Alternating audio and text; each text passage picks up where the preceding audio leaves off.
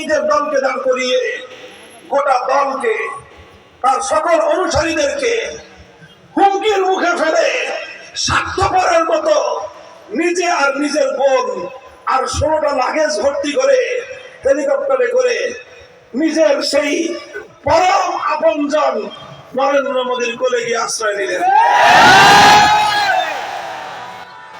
একবারও চিন্তা করেন নাই, একবারও চিন্তা করেন নাই আর এই ধ্বংসের রাজনীতি, তার এই হত্যার রাজনীতির কারণে তার দলের নেতা কর্মীদের কি পরিণাম হবে একটা ভালো ভাবেন নাই। আগামী দিনে যারা অতীতে যারা আওয়ামী লীগের রাজনীতি করতেন, আপনাদের একটা বড় অপরাধ আছে, ভুল আছে।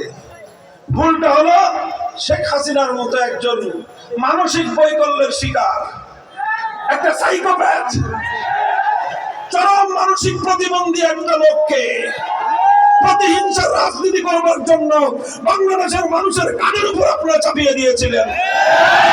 এই সুযোগ নিয়ে দেশটাকে সে গুম গুম করে একটা মৃত্যুপরীতে পরিণত করেছিল, আর দেশের লক্ষ লক্ষ কোটি টাকা পাচার করে এই দেশের খেটে খাওয়া মেহনতি কৃষক, শ্রমিক, মজদুর আর বিদেশি রেমিটেন্স যোদ্ধারা মাথার ঘাম পায়ে ফেলে বাংলাদেশে রেমিটেন্স পাঠায়। সেই টাকা লক্ষ লক্ষ কোটি টাকা সে পাচার করে গোটা বাংলাদেশের অর্থনীতির ভিতকে সে ধসিয়ে দিয়েছে। সে চেয়েছিল বাংলাদেশটাকে একটা পরনির্ভরশীল দেশে পরিণত করতে, কিন্তু এদেশের মানুষ দেখিয়ে দিয়েছে যে আমরা দরিদ্র হতে পারি। দেশ রক্ষার্থে চূড়ান্ত মুহূর্তে গোটা বাংলাদেশ আজ ঐক্যবদ্ধ। শেখ হাসিনা নাকি এখন সীমান্তের কাছাকাছি কোথাও আছে, চট করে ঢুকে পড়তে পারে। তুমি চট করে ঢুকে পড়ো, পট করে দেশের মানুষ তোমাকে প্যাকেটে ভরে ফেলবে।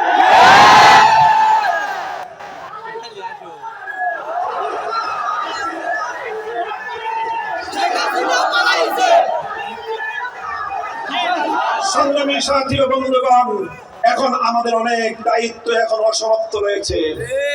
শেখ হাসিনা, তার পতিত সরকার এবং 15 বছর ধরে শেখ হাসিনা বাংলাদেশে বসে দেশ বিরোধী যে রাজনীতি করেছে, পর্দার অন্তরালে শেখ হাসিনার ষড়যন্ত্রকারী পরামর্শদাতা যারা ছিল তারা কিন্তু নীরবে বসে নাই।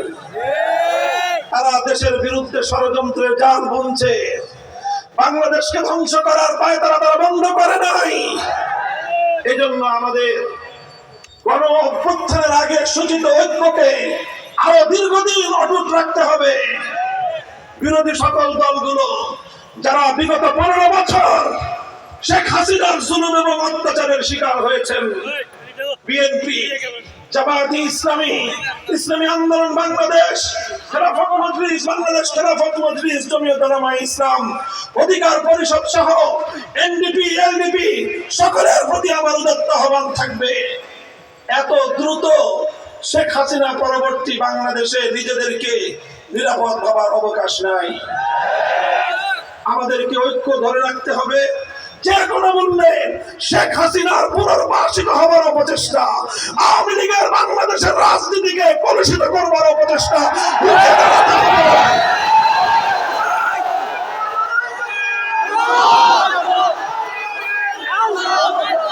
অপশক্তি কোনোভাবেই যেন বাংলাদেশে আবার সাম্প্রদায়িকতার বীজ বাষ্প ছড়াতে না পারে, সেই জন্য আমাদেরকে সোচ্চার থাকতে হবে। বাংলাদেশ সম্প্রতি সাম্প্রদায়িক সম্প্রীতির অনন্য নজির স্থাপন করে চলেছে।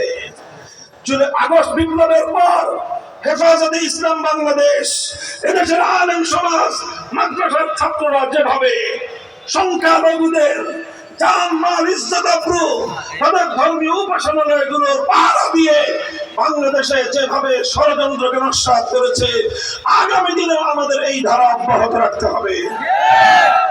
এদেশের 90% মানুষ মুসলমান, সংখ্যাগরিষ্ঠ মুসলমান, তোমাদেরকে মনে রাখতে হবে ইসলাম তোমাকে দায়িত্ব দিয়েছে। যত সংখ্যালঘু হিন্দু, বৌদ্ধ, খ্রিস্টান এদেশে থাকে তাদের নিরাপত্তার দায়িত্ব তোমাদের কাঁধে আল্লাহ এবং তার রাসূলের পক্ষ থেকে আমানত। এই